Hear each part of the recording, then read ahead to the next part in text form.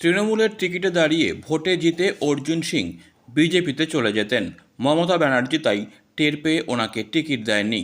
শুক্রবার ব্যারাকপুরে প্রচারে এসে এমনটাই দাবি করলেন ব্যারাকপুর কেন্দ্রের তৃণমূল প্রার্থী পার্থ ভৌমিক। তার সংযোজন ওনার মুখোশ খুলে গেছে, তাই উনি বিজেপিতে চলে গেছেন। পার্থ ভৌমিকের আরও দাবি, আগে থেকেই বিজেপির সঙ্গে ওনার যোগাযোগ ছিল, তাই দল পরিবর্তন করার দুদিনের মধ্যেই উনি টিকিট পেয়ে গেলেন, অথচ ফাল্গুনী পাত্র টিকিট পেলেন না। আমার বন্ধু ভালো থাক, আমি চাই আমার বন্ধু যেখানেই থাক আমার বন্ধু ভালো থাক। তৃণমূলের কেউ কি যাবে বিজেপিতে অর্জুন সিং এর সঙ্গে? উনি যদি কাউকে দেখাতে পারেন আমি খুব খুশি হব। ব্যারাকপুর লোকসভা কেন্দ্রে নিয়ে কি বলবেন? আমার কোনো কিছু বলার নেই, আমি শুধু এটুকু বলবো উনি এরকম যোগদান করবেন এটা জেনেই বাংলার মাননীয় মুখ্যমন্ত্রী মমতা ব্যানার্জি ওনাকে টিকিট দেননি।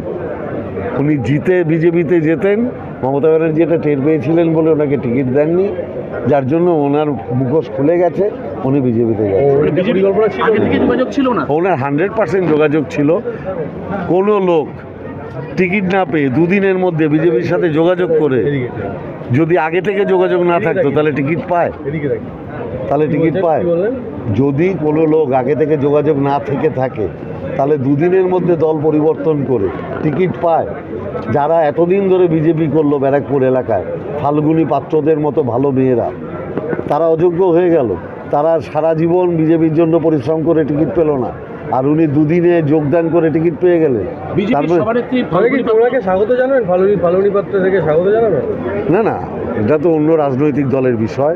আমি যেহেতু মাটির ছেলে, আমি যেহেতু ভূমিপুত্র কিংবা মাটির ছেলে বলতে পারেন সংগঠনে, অতএব সংগঠনে যারা একদম তলার লেভেলের রাজনীতি করে তাদের মনের দুঃখ অভিমান এটা আমি ফিল করতে পারি, ঠিক আছে? অতএব আমি নিশ্চিতভাবে ফিল করি যে এখানে যারা নিচুতলায় বিজেপির দল করেছেন ফাল্গুনী পাত্রদের মতো ভালো মেয়েরা, তারা নিশ্চিতভাবে মানসিকভাবে হার্ট হবে, এটা অস্বীকার করতে কেউ পারবে না। Disclaimer. This channel may not promote any violent, harmful or legal activities. All content provided by this channel is meant for an educational purpose only.